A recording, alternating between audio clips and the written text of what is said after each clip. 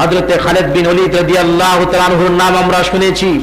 যতগুলো জিহাদের ময়দানে অংশগ্রহণ করেছেন, বিজয় মালা ছিনিয়ে এনেছেন। একবার তিনি বৃক্ষের নিচে বিশ্রাম করছিলেন, এমন সময় 3000 অস্ত্রধারী কাফের বেঈমানের দলেরা হযরতে খালিদ বিন ওলীদ রাদিয়াল্লাহু তাআলা আনহুকে গ্রাও করলো আর বলতে আরম্ভ করলো, ও খালিদ বিন ওলীদ, তুমি জীবনে অনেক বীরত্বতা দেখিয়েছ, যতগুলো জিহাদের ময়দানে অংশগ্রহণ করেছ, বিজয় ছিনিয়ে এনেছ, আজকে তুমি একা আমাদের 3000 অস্ত্রধারী বাহিনী থেকে তোমাকে কে রক্ষা করবে? জোরে বলেন, রক্ষা করার কেউ আছে? আর একটু বজ্রকণ্ঠে, তিনি কে? হযরতে খালিদ বিন ওলীদ রাদিয়াল্লাহু তাআলা আনহু যে জবাব দিয়েছিলেন, কবিতার ভাষা অত্যন্ত চমৎকার ভাবে বলেন,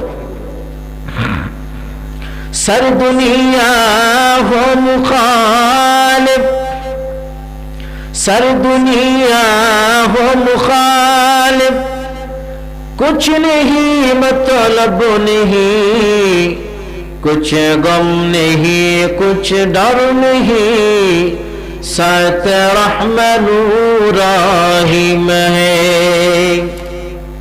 भाईरा আমার, হযরতে খালিদ বিন ওলীদ রাদিয়াল্লাহু তাআলা আনহু ডাক দিয়া বলেন, ও কাফির বেঈমানের দল, তোমরা 3000 কেন, তোমরা যদি 3 লক্ষ হও, তোমরা যদি 3 কোটি হও, এমনকি সারা বিশ্বের সমস্ত পরাশক্তিগুলো যদি আমার বিরুদ্ধে তরবারি উত্তোলন করো, আর আমার আল্লাহ যদি আমাকে সাহায্য করেন, তোমাদের 3000 তরবারি আমি খালিদ ভয় না। ভাইরা আমার, হযরতে খালিদ বিন ওলীদ রাদিয়াল্লাহু তাআলা আনহু যখন নারে তাকবীর আল্লাহু আকবারের স্লোগান দিয়া শুধুমাত্র একটা তরবারি উত্তোলন করলেন, কাফের বেঈমানরা পালান শুরু করে দিল। কারণ হযরতে খালিদ বিন ওলীদ রাদিয়াল্লাহু তাআলা আনহু যখন নারে তাকবীর আল্লাহু আকবারের স্লোগান দিয়েছিলেন, কাফের বেঈমানদের কলিজার ভিতরে ভূমিকম্পের সৃষ্টি হয়েছিল। আমরা তো সেই জাতি, আমাদের আওয়াজ আজকে কোথায় গেল? এই আয়াতগুলোর ভিতরে আল্লাহ পাক রব্বুল আলামিন ঈমানদার কারা তাদের কিছু পরিচয় বর্ণনা করছেন। মুমিন তারাই যাদের ভিতরে গুণ থাকবে 5টি। জুড়ে বলেন কয়টি? আর একটু জুড়ে বলেন কয়টি? 5টি গুণ যাদের ভিতরে থাকবে তারাই হচ্ছে মুমিন। আর যাদের ভিতরে 5 গুণ না থাকবে, যতই দাবি করুক মুমিন, তাদেরকে মুমিন বলা যাবে না, তারা হচ্ছে ভণ্ড। ভাইরা আমার, আল্লাহ পাক রব্বুল আলামিন বলছেন, ইন্নামাল মুমিনুনা আল্লাযীনা ইযা যুকিরাল্লাহু ওয়াজিলাত কুলুবুহুম। মুমিনদের প্রথম নাম্বার পরিচয়, মুমিন হলো তারা যখন তাদের সামনে আল্লাহর কথা আলোচনা করা হয়, আল্লাহর ভয় তাদের অন্তরের ভিতরে জাগ্রত হয়। অর্থাৎ মুমিন হলো তারা যাদের ভিতরে আল্লাহর ভয় যাদের ভিতরে থাকে, তারা হচ্ছে মুমিন। এখন আমার কথার জবাব দেন, আল্লাহর ভয় যদি কারো ভিতরে থাকে, তাহলে তার দ্বারা গুনাহ হতে পারে, অন্যের সম্পদ আত্মসাৎ হতে পারে। কারো ভিতরে যদি আল্লাহর ভয় হয়, সে কি মানুষের কোনো ক্ষতি সাধন করতে পারে? মানুষকে গালিগালাজ করতে পারে? মানুষকে কাফের বলতে পারে? তাহলে মুমিন হলো যাদের ভিতরে আল্লাহর ভয় থাকবে। জোরে বলেন, কার ভয়? আর একটু জোরে, কার ভয়? আল্লাহ রাব্বুল আলামিন বলছেন, ইয়া আইয়ুহাল্লাযীনা আমানুত্তাকুল্লাহ, ইয়া আইয়ুহাল্লাযীনা আমানুত্তাকুল্লাহ ওয়া কুনু মা'আস সাদিকিন।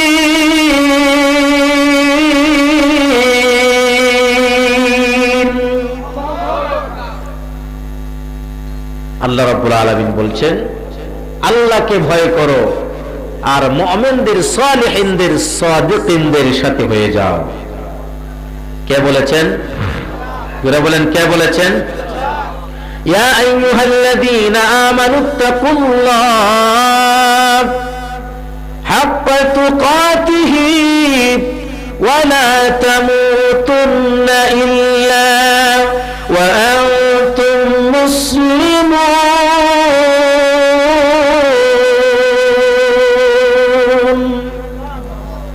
আল্লাহ রাব্বুল আলামিন বলেন, আল্লাহকে ভয় করো, মুসলমান না হয়ে মৃত্যুবরণ করো না। তাহলে আল্লাহর ভয় অন্তরের ভিতরে জাগ্রত করতে হবে। আল্লাহর ভয় যদি কার অন্তরের ভিতরে থাকে, যত নীরব আর নিস্তব্ধ হোক, তার দ্বারা কোনোদিন গুনার কল্পনাও হতে পারে না। ভাইরা আমার, ইমানদার যারা, যত নীরব হোক, আল্লাহর ভয়ে তাদের অন্তরে প্রবেশ করার কারণে গুনার দিকে ধাবিত হতে পারে না। ছোট্ট একটা বনে ইসরায়েলের এক্সাম্পলের দ্বারাতে বিষয়টা পরিষ্কার হয়ে যাবে। দুর্দশাগ্রস্ত ফ্যামিলি, স্বামী বেচারা প্যারালাইসিড হয়ে বিছানায় পড়ে আছে, সন্তানগুলো পেটের খোদায় কান্না করতেছে। স্বামী ডাক দিয়ে বলে, স্ত্রী, সন্তানগুলো পেটের খোদায় কান্না করে সহ্য হয় না, তোমার চাচাতো ভাই বড়লোক মানুষ, তার কাছে গিয়া দেখো কিছু টাকা আনতে পারো কিনা। যদি টাকা না দেই, ঋণ না দেই, তাহলে কিছু সহযোগিতা চাইবা, বলবা সন্তানগুলো উপবাস পেটের খোদায় কান্না করে একটু সহযোগিতা করো। চাচাতো ভাইয়ের কাছে যাওয়ার পর চাচাতো ভাই ডাক দিয়ে বলে, না, আমি কাউকে সহযোগিতা করি না, কাউকে আমি ঋণ দেই না, সহযোগিতাও করে না, ঋণও দেই না। এমন কিসিমের রোগ, এমন রোগীওয়ালা বড়লোক মানুষ আপনাদের সিলেটে আসেনি? ভিক্ষুক সামনে হাত বাড়ায়, 2-5টা টাকা ভিক্ষুককে দিতে রাজি না, বলে মাফ করে দেন, আসেনি? জুড়ে বলেন।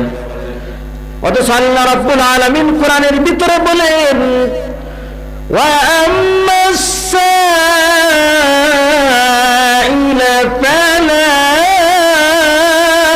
তানহার। কোন ভিক্ষুক যখন তোমাদের সামনে হাত বাড়ায় দেয়, খালি হাতে ফিরাইয়া দিবা না। সায়েলকে খালি হাতে ফিরাইয়া দেওয়া যাবে না। কার নির্দেশ? আরো জুড়ে বলেন, কার নির্দেশ? মুমিনদের প্রথম নাম্বার গুণ, ঈমানের পরিচয় হলো আল্লাহর ভয়। ওই যুবতী ডাক দিয়ে বলে, ভাই, আমার সন্তানগুলো পেটের ক্ষুধায় কান্না করে, কিছু টাকা দাও। যুবক ডাক দেয়া বলে, টাকা দিতে পারবো না, আমি কাউকে ঋণও দিই না, সহযোগিতাও করি না। তবে হ্যাঁ, একটা শর্তে তুমি যা চাও আমি তাই দিতে পারি। তুমি যুবতী মানুষ, তোমার যৌবন আছে, লাবণ্য আছে, তুমি যদি আমার সাথে জিনায় রাজি হও, তাহলে তুমি যা চাও তা দিতে রাজি। নাউজুবিল্লাহ, জোরে বলে। যুবতী মনে মনে চিন্তা করে, জীবনে কোনদিন এই দেহের ভিতরে কলঙ্কের কালিমা স্পর্শ করে নাই, আজকে যদি গুনার ভিতরে শামিল হই, আর যদি দুনিয়া থেকে বিদায় নেই, আল্লাহর কাছে কি জবাব দেব? যুবতী চলে গেল তার বাসায়। বাসায় যাওয়ার পর সন্তানগুলো পায়ে ধরে কান্নাকাটি শুরু করে দিল। বাবাকে ডাক দেয়া বলে, বাবা, মা গিয়েছিল খাবার আনার জন্য, মা তো খাবার আনে নাই, পেটের ক্ষুধা সহ্য হয় না রে বাবা, পেটের ক্ষুধা সহ্য হয় না। বাবা ডাক দিয়ে বলে, তার স্ত্রীকে ডাক দিয়ে বলে, কে স্ত্রী? আমি না বলেছিলাম চাচাতো ভাইয়ের কাছ থেকে কিছু আনার জন্য। বলে, কি বলেছে সে? বলে, সে জিনার প্রস্তাব দিয়েছে। ও যুবক ভাইয়েরা, মা বাবা সন্তানের জন্য কি না করতে পারেন? মা বাবা সন্তানের জন্য কি না করতে পারেন? লক্ষ্য করে দেখুন। যুবক ডাক দেয়ার বলে, ও স্ত্রী, যাও, জলদি করে চলে যাও, জিনার শর্ত হলেও সন্তানের জন্য খাবার নিয়ে আসো। যুবতী চলে গেল যুবকের কাছে, ডাক দিয়ে বলে, ও ভাই, আগে কিছু টাকা দাও, সন্তানের মুখে খাবার দেব, এরপরে তোমার শর্ত আমি পালন করব। সন্তানগুলোর মুখে খাবার পৌঁছানোর পর এবার স্ত্রী ওই যুবকের কাছে চলে আসলো।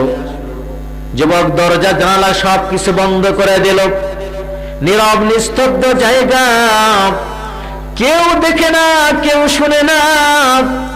যুবক লক্ষ্য করে দেখে যুবতীর অবস্থা বড় করুণ।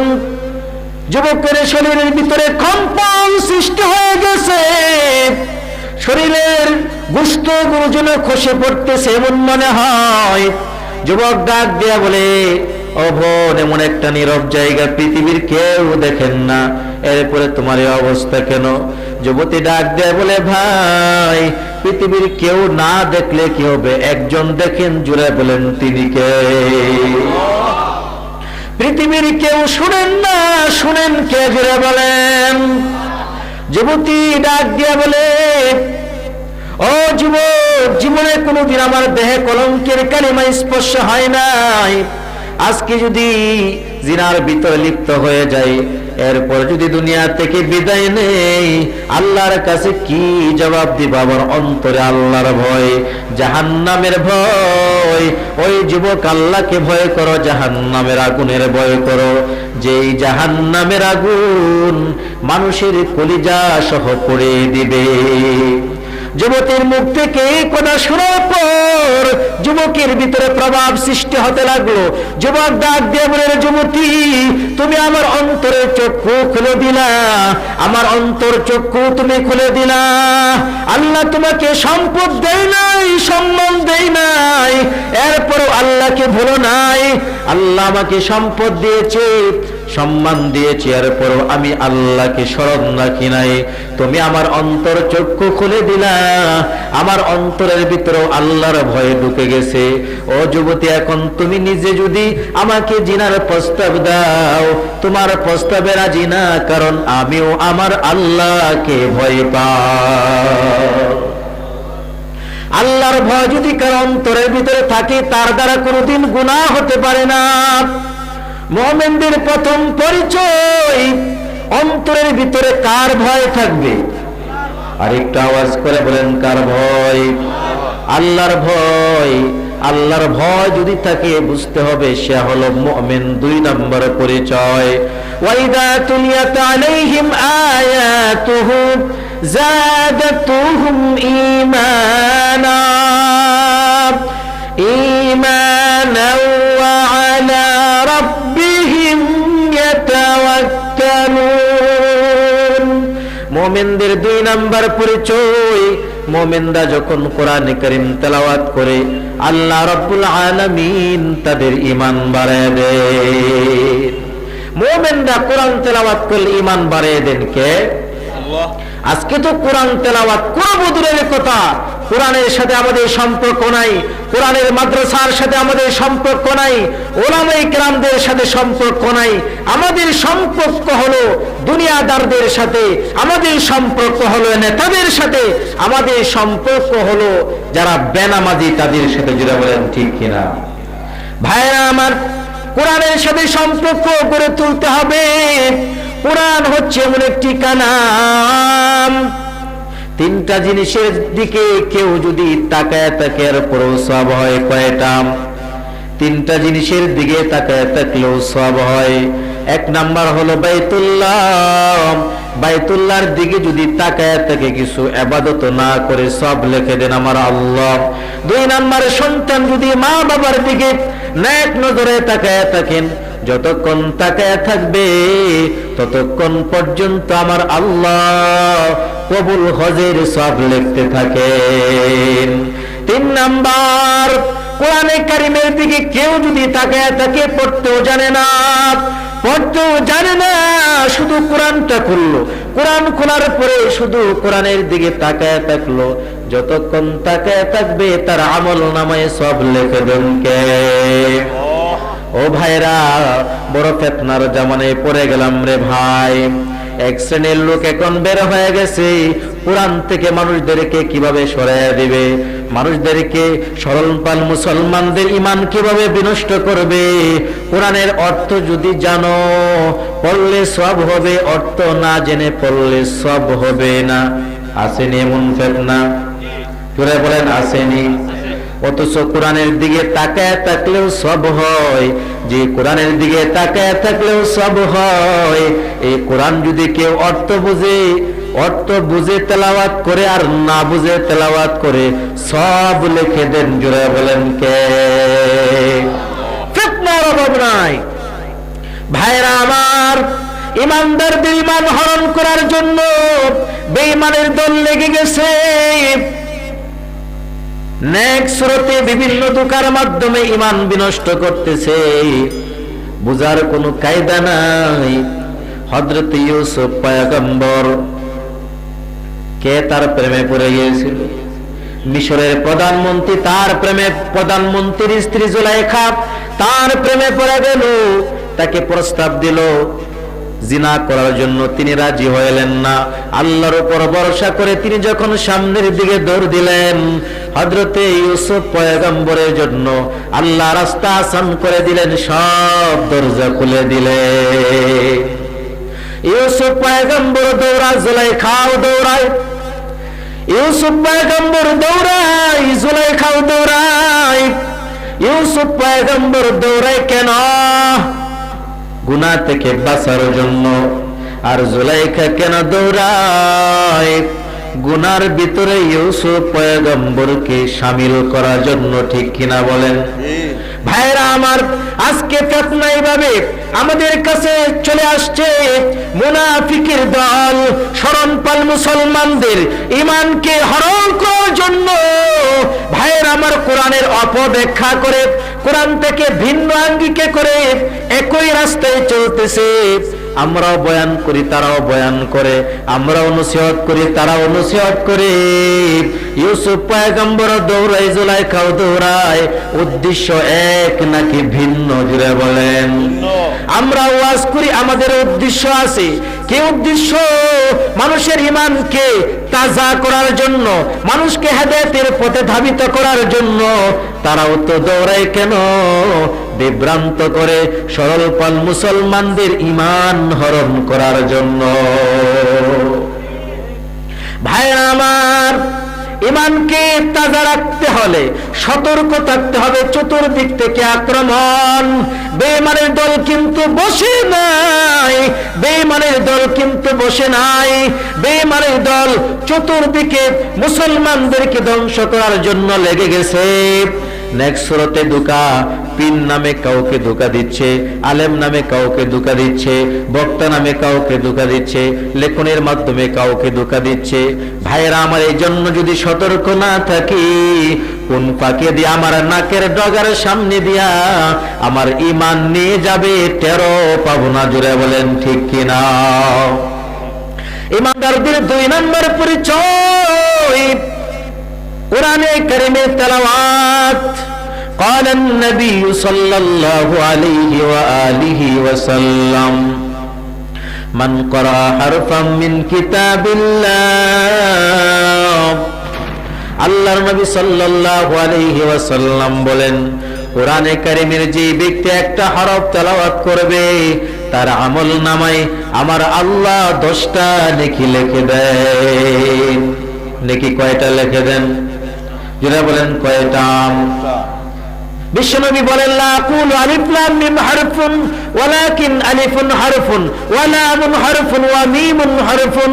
বিশ্বনবী সাল্লাল্লাহু আলাইহি ওয়াসাল্লাম বলেন, আমি এই কথা বলি না আলিফ লাম মিম একটা হরফ, বরং আলিফ একটা হরফ, লাম একটা হরফ, মিম একটা হরফ। যে ব্যক্তি আলিফ লাম মিম তেলাওয়াত করবে, আল্লাহ পাক সাথে সাথে তার আমল নামায় 30টা নেকি লিখে দেয়। এই কোরআনকে ধ্বংস করে দেওয়ার জন্য, এই কোরআনের আওয়াজ বন্ধ করে দেওয়ার জন্য, এই কোরআনের মাহফিলকে বন্ধ করে দেওয়ার জন্য চেষ্টায় আছে না নাই? যারা বলেন। এক সময় আবু সুফিয়ান চেষ্টা করেছিল, আবু জাহেল চেষ্টা করেছিল, পেরেছে? যারা বলেন পেরেছে? আল্লাহ নিজে বলে দিয়েছেন, আবু জাহেলের কথাগুলো আল্লাহ কোরআনে বলছে, লা তাসমাউ লিহাযাল কুরআন ওয়ালগাউ ফীহি লাআল্লাকুম তাগলিবুন।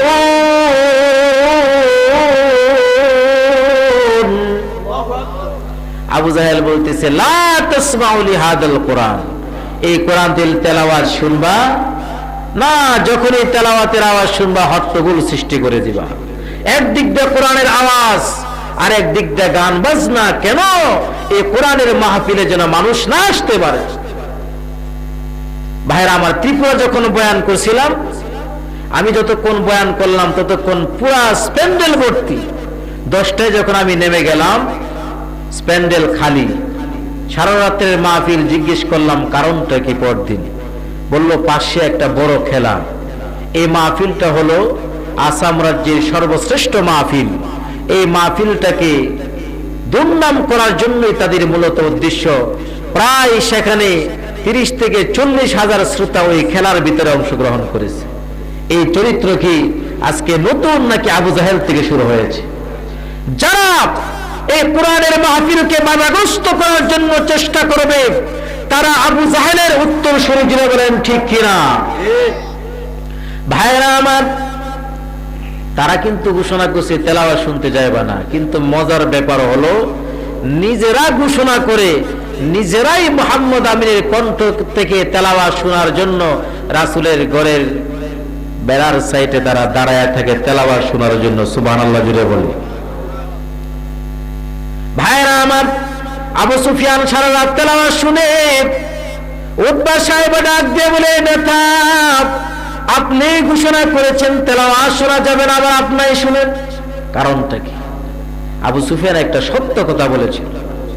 আবু সুফিয়ান ডাক দেয়া বলে, ও উতবা সাহেব, আমি যখন ঘুমের জন্য যখন বিছানায় শয়ন করি, আমার চোখে ঘুম আসে না যতক্ষণ মুহাম্মদের কণ্ঠ থেকে তেলাওয়াত না শুনি, ততক্ষণ পর্যন্ত আমার চোখে ঘুম আসে না। সুবহানাল্লাহ জুড়ে বলি। আবু সুফিয়ানের পরে আবু জাহেল।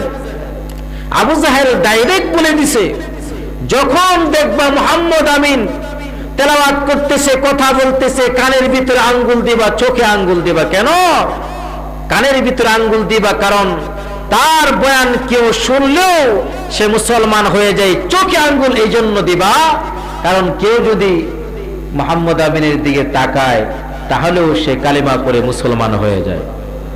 চেহারার ভিতরে জাদু আছে, নাউজুবিল্লাহ জুড়ে বলি। এখন নেতার যদি ঘোষণা হয়ে যায়, শুনতে পারবা না, প্রজারা কি করবে? কারফিউ জারি হয়ে গেছে। আমাদের মতন সাধারণ যারা ঘরের ভিতরে বসে, তারা ঘরের ভিতরে বদ্ধ করে বসা ছাড়া কোনো কায়দা, এরা বলেন কোনো কায়দা আছে? কোনো কায়দা নাই। এক যুবক স্বামী স্ত্রীর ভিতরে ঝগড়া করে বাজারের উদ্দেশ্যে রওনা হয়েছে। আপনাদের সিলেটের স্বামী স্ত্রীর ঝগড়া হয়নি? এরা বলেন ঝগড়া হয়। যুবক রওনা হয়েছে সন্ধ্যাবেলায়, স্বামী স্ত্রীর ভিতরে ঝগড়া, কি করবে? এখন বাজারে গিয়ে একটু চা স্টলে গিয়ে গল্প করবে, বন্ধু বান্ধবদের সাথে আড্ডা দিবে, এই নিয়ত করে ঘর থেকে বের হয়েছে। হঠাৎ করে বিশ্বনবী সাল্লাল্লাহু আলাইহি সাল্লাম মানুষদেরকে দ্বীনের দাওয়াত দিচ্ছেন বাজারে। রাসূলের কোরআন তেলাওয়াতের আওয়াজ, বয়ানের আওয়াজ ওই যুবকের কানে পৌঁছে গেল। আবু জাহেলের ঘোষণায় কানে আঙ্গুল দিতে হবে, চোখে আঙ্গুল দিতে হবে। কানে চোখে আঙ্গুল দিয়া এবার সে রাস্তায় হাঁটতেছে। এখন তো মাশাআল্লাহ বিদ্যুৎ আছে, তদানীন্তন আমলে তো বিদ্যুৎ ছিল না। অন্ধকারের ভিতরে একটা কাঁটা তার পায়ের নিচ দিয়ে বেঁধে গেল। কি বলেন? কাঁটা যদি পায়ের নিচে বেঁধে যায়, চোখে আর কানে আঙ্গুল থাকবে? কথা বলেন, চোখে আর কানে আঙ্গুল থাকবে? এবার কাঁটা খোলায় ব্যস্ত হয়ে গেছে।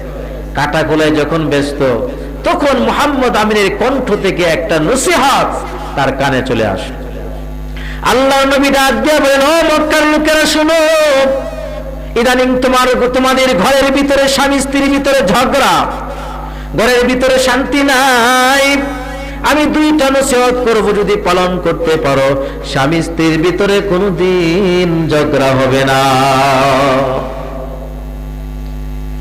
এখন ওই যুবক চিন্তা করে, আজীবন শুনলাম মুহাম্মদ ঝগড়া সৃষ্টি করে, বাপ মার ভিতরে কলহ সৃষ্টি করে, এখন থেকে আমাদের স্বামী স্ত্রীর ভিতরে মহব্বত সৃষ্টি করার জন্য মুহাম্মদ আমিন চায়। তাহলে তো দরকারি, কারণ এই রোগেই তো আক্রান্ত সে। কি বলেন, সে কি এই রোগে আক্রান্ত না? ভাইরা আমার, এবার যুবকরা কান পরিষ্কার করছে। আল্লাহ বলে, শয়তানি কত করবা? ওয়ামাকারু ওয়ামাকারাল্লাহ ওয়ামাকারু ওয়ামাকারাল্লাহ ওয়াল্লাহু খায়রুল মাকিরিন।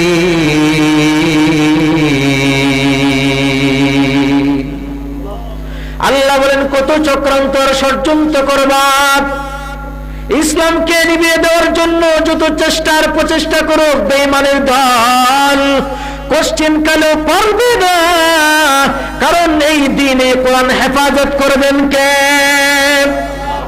আল্লাহ কালাম নাজিল করেছেন, এর সংরক্ষণের দায়িত্ব, হেফাজতের দায়িত্ব আমার আল্লাহ। এবার যুবক শুনতেছে কি নসিহত যেটা শুনলে স্বামী স্ত্রীর ভিতরে ঝগড়া হবে না?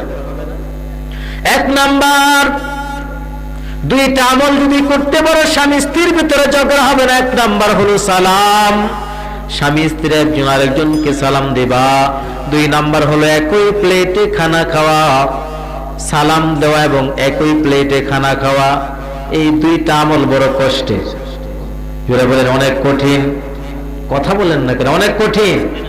কার কার আমল আছে স্ত্রীকে স্বামী স্ত্রী সালাম দেই এবং একই প্লেটে খানা খায়? দেখি তো কার কার আমল আছে। মাশাআল্লাহ, আপনাদের সিলেট অঞ্চলে অনেকেরই আমল আছে, কিন্তু যাদের আমল নাই তাদেরকে আমি প্রশ্ন করতে চাই, রাসূলের সুন্নাহ যদি ঘরের ভিতরে না থাকে তাহলে শান্তি কোত্থেকে আসবে? অনেকে চিন্তা করতেছেন স্বামী স্ত্রী একসাথে খানা খাইবো, লজ্জা লাগবে না? স্বামীর সাথে খানা খাইতে লজ্জা লাগে না, কিন্তু স্ত্রীর সাথে খানা খাইতে লজ্জা লাগবে। আমাদের অবস্থাটা তো অধঃপতন এমন হয়ে গেছে, আমাদের ইমানের অবক্ষয়। ভাইরা আমার, দুইটা আমল, এক নাম্বার সালাম, দুই নাম্বার একই প্লেটে খানা খাওয়া। যুবক চিন্তা করছে বাজারে যাবো, পর আগে যাবো বাড়িতে আমল করব, যদি আমলে কাজ না হয় বাজারে গিয়া মোহাম্মদ আমিনকে ধরবো। বাসায় যাওয়ার পরে সালাম স্টার্ট করছে, আসসালামু আলাইকুম ওয়া রাহমাতুল্লাহ। স্ত্রী মনে মনে কই জীবনে কোনোদিন সে সালাম দেয় নাই, আজকে আমাকে সালাম দিছে, একটু আগে না আমাকে মায়েরা গেল, তার মানে মায়ের কন্ডিশন এখন মনে পরিবর্তন হবে, ভিন্ন আঙ্গিকে মনে এখন মায়ের দিন। স্ত্রীকে ঠিক আছে আজকে জনমের শিক্ষা দিব। ঘরের ভিতরে ঢুকছে, ঢোকার পরে বলে আমার পেটে ক্ষুধা পেয়েছে, খাবার দাও। স্ত্রী মনে মনে কয়ে যাও মরতা 2 ঘন্টা পরে আগে মরো। খাবারের ভিতরে বিষ মিশ্রিত করে এরপরে খাবার সামনে এনেছে। আবার স্ত্রী চিন্তা করে খাবার যদি না খায় তাহলে তো মরবে না, তাহলে কি করতে হবে? একটু আদর আপ্যায়ন করি। পাশে বৈশা পাখা দিয়ে বাতাস করতেছে, বাতাস। স্বামী মনে মনে ভাবে মোহাম্মদ আমিন বলেছে সালাম দিলে মহাব্বত সৃষ্টি হয়, 1 নাম্বারটা স্টার্ট করছি, এই ফেরত নেই, কোনোদিন আমাকে পাখা দিয়া বাতাস করে নাই, আজকে পাখা দিয়া বাতাস করতেছে, তার মানে কি 1 নাম্বার ওষুধের কাজ হয়ে গেছে। কি বলেন, পাখা দিয়া বাতাস করতেছে কি মহাব্বতে নাকি মারার জন্য? কথা বলেন, মহাব্বতে না মারার জন্য? ভাইরা আমার, এবার স্বামী ডাক দিয়ে বলে স্ত্রী আসো একই প্লেটে খানা খাবো। স্ত্রী মনে করে সর্বনাশ, আমাকে একই প্লেটে খানা খাইতে হয়, তার মানে বিষ যে মিশ্রিত করছি মনে হয় টের পায়া গেছে। যদি টের পায়া থাকে এখনের মায়ের যে কেমন গতি হবে তা তো আপনারা বুঝেন। ভাইরা আমার, স্বামী বলে একই প্লেটে খানা খাবো, স্ত্রী বলে না খাবো না। দুইজনের ঠেলাঠেলির পরে স্ত্রী চালাক চতুর মানুষ ডাক দিয়ে বলে আসলে বলো তো, কোনদিন তো একই প্লেটে খানা খাইতে বলো না, আজকে কেন বলতেছো? কারণটা আগে বলো। স্বামী ডাক দিয়ে বলে স্ত্রী, মোহাম্মদ আমিনের কণ্ঠ থেকে শুনেছি 2টা আমল করলে স্বামী স্ত্রীর ভিতরে ঝগড়া হয় না, স্বামী স্ত্রীর ভিতরে মহাব্বত হয়। 1 নাম্বার হলো সালাম, 2 নাম্বার একই প্লেটে খানা খাওয়া। 1 নাম্বার সালাম দিছি, কোনদিন তুমি আমাকে পাখা দেয়া বাতাস করো না, বাতাস করছো, বুঝতে পারছি 1 নাম্বার ওষুধের কাম হয়ে গেছে। এখন 2 নাম্বার ওষুধ, একই প্লেটে খানা খাবো, তাহলে মহাব্বত সৃষ্টি হবে, কোনদিন ঝগড়া হবে না। এবার স্ত্রী ডাক দিয়ে বলে তাহলে খাবারটা একটু পরিবর্তন করে নিয়ে আসি। স্বামী বলে পরিবর্তনের দরকার নাই, এটাই খাবো।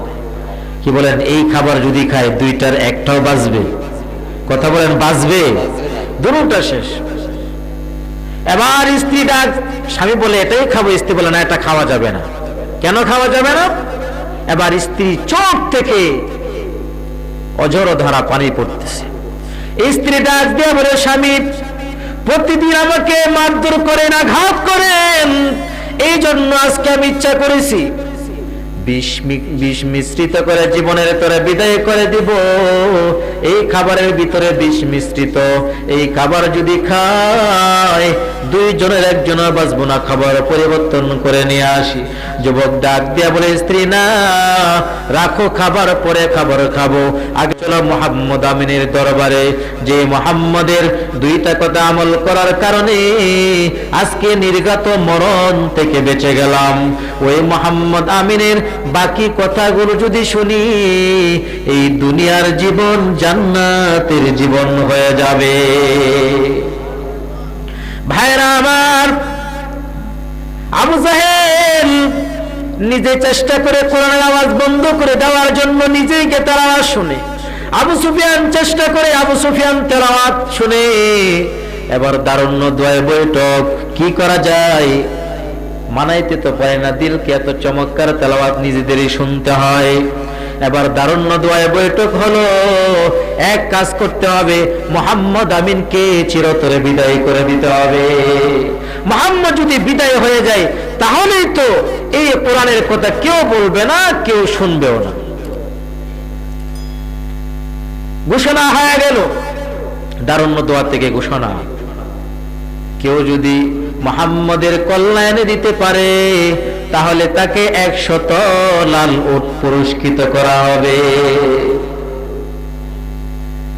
আরেকজনে ঘোষণা করে, যদি কেউ মুহাম্মদের কল্যাণে, তাহলে তাকে আমি অমুক জায়গায় বড় একটা বাড়ি বানায় দিব।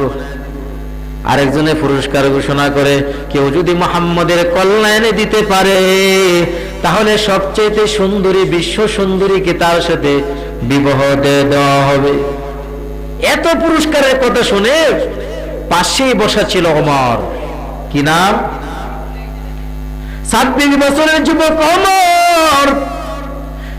আবু জাহেলের কাছে এসে বলে, মুহাম্মদ এতিম, তার পক্ষে লড়াই করার মতন কেউ নাই, বংশ তেমন নয় আমাদের সাথে লড়াই করবে, এমন একটা দুর্বল মানুষের সাথে তার কল্যাণের জন্য এত পুরস্কারের দরকার নেই, কোনো পুরস্কারে লাগবে না।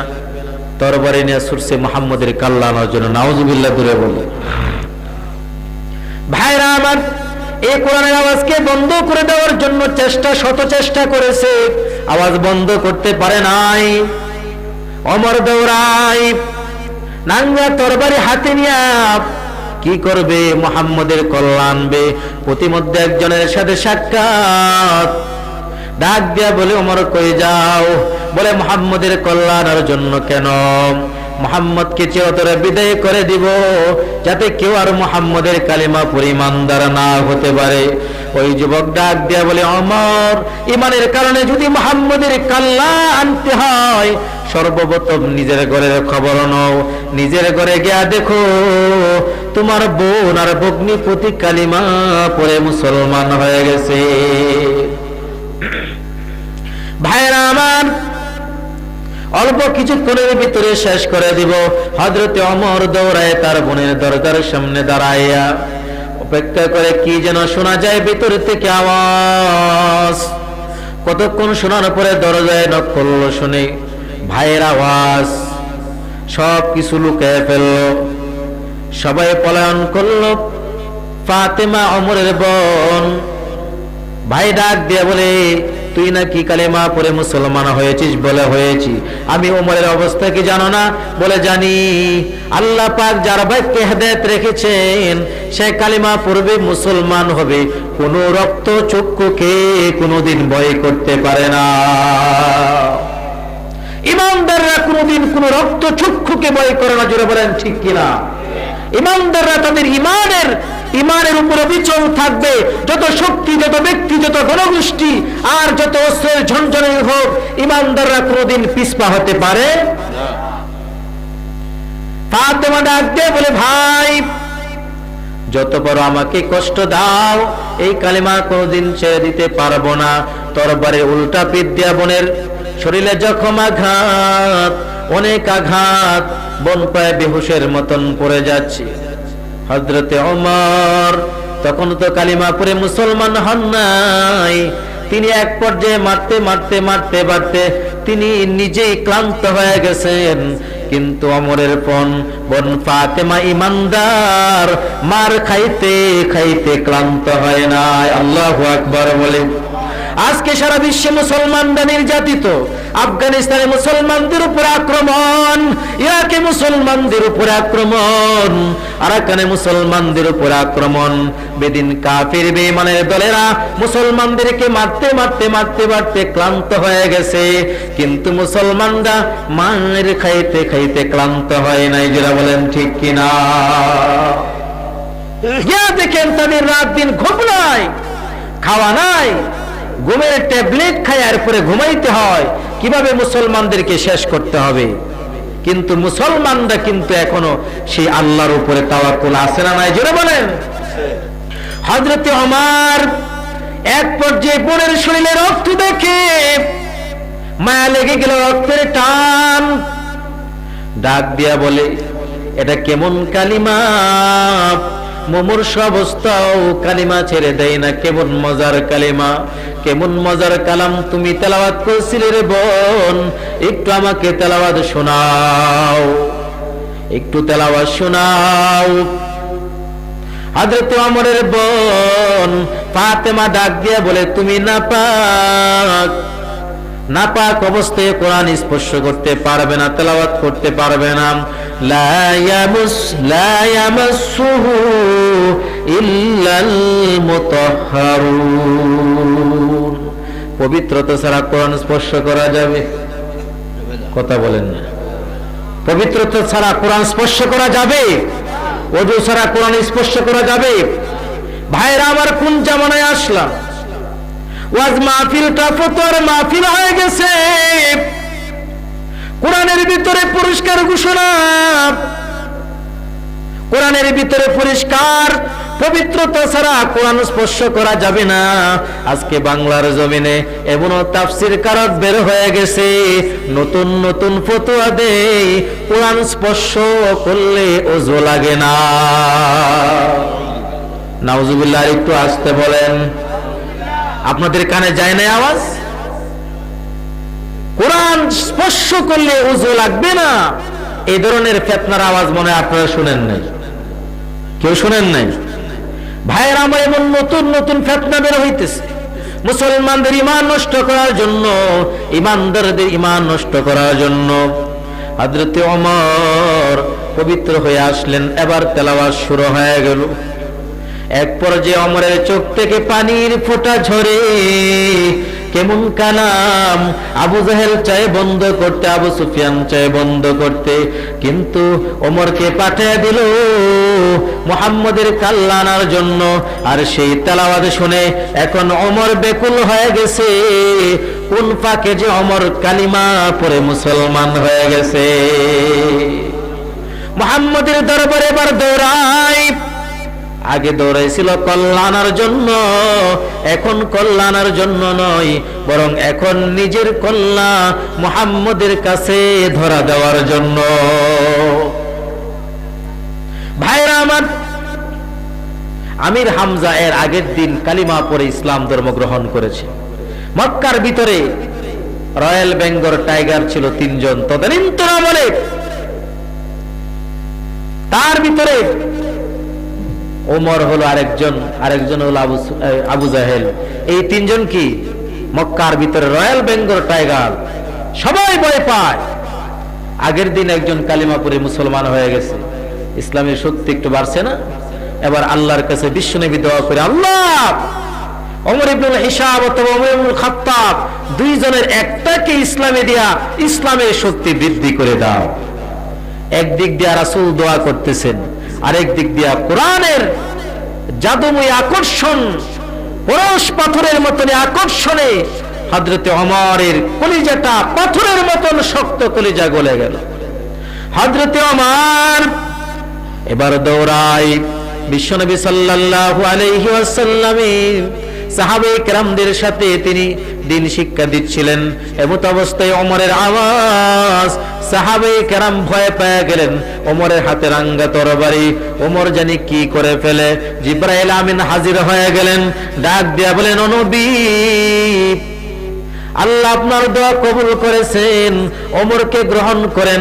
ওমর কালিমা পড়ার জন্য আপনার কাছে দৌড়ায়। রাসূল বলেন, ও সাহাবীরা, দরজা খুলে দাও, ওমরকে আমার সামনে আসতে দাও।